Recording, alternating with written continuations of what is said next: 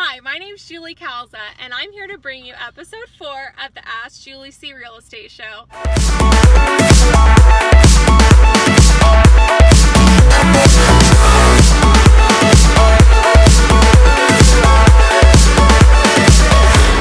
When you go to do showings, one thing that's really important and somewhat undervalued is the positioning of the neighborhood. So let's say that your neighborhood has a school zone in it, or multiple school zones, or let's say that it is a maze and it's very difficult to get in and out of. Those are the types of things that you need to take into account. Because remember, if it drives you crazy to get there the first time, then it's probably going to start driving you crazy every single day. So the next thing you need to pay attention to when you go out to showings is the curb appeal of a house. Yeah. So if you don't like the way it looks the first time you drive up to it, you're probably not going to like the way it works every day. So while curb appeal may not be the most important factor, it definitely is a factor that needs to be considered.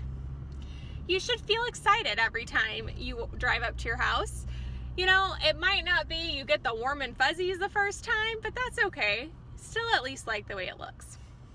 Okay, the third thing that you need to pay attention to when you go on showings is neighborhood amenities. Reading it online is not the same as actually experiencing it.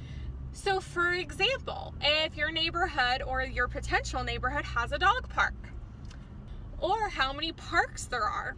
So you have to take your personal feelings about these amenities into account, but also don't dismiss neighborhoods with higher HOA costs because of their amenities. You may think, oh, I'm not going to use the amenities. I don't want to pay the HOA. Well, amenities are what drive demand for specific neighborhoods. So far I haven't crashed, so I'm pretty excited if you're still with me. So now we're coming down a road that's has more houses that are completed on it. So that reminds me of the fourth thing you need to look for whenever you go on showings is the spacing between the houses. So subdivisions are popular. It's just the way our world works nowadays. Like, you know, there's planned communities all over the place. But planned subdivisions have a lot of good things going for them. For example, they have amenities, like we just went over. But some people might not be comfortable with how close the houses are together. Just because it's a subdivision doesn't mean there's a standardized spacing for houses.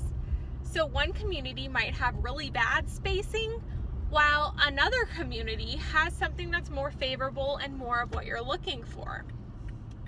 So these have been the 4 things that you should look for when you go on showings, at least in the neighborhood. But hey, I have great news. I didn't hit anything or anyone. I kind of cheated there though, because there's not really a lot of people living over here yet.